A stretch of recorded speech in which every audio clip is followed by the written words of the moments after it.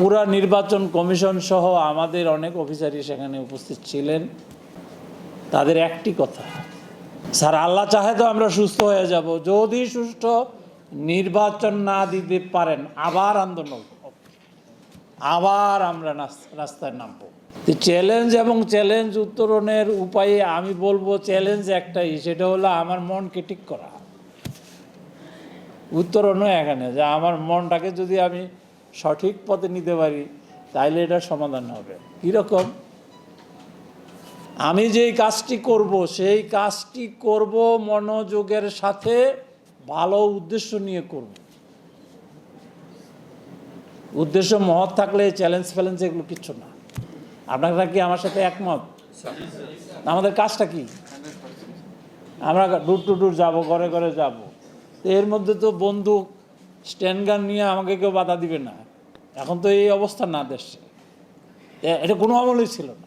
আজকের যে পেরেশানি, এনআইডি নিয়ে যে আমাদের যেই বদনাম, এটার জন্য যদি আমি এক ভাগও দায়ী হয়ে থাকি, আমাকে কি ট্যাক্সের পয়সা দিয়ে বেতন দেয় না? আমার এই এক ভাগ ভুল কেন হবে? জনগণ বুঝে না, জনগণ বিভ্রান্ত হইতে পারে, ভালো মন্দ মিলা জনগণ মিসগাইডেড হতে পারে।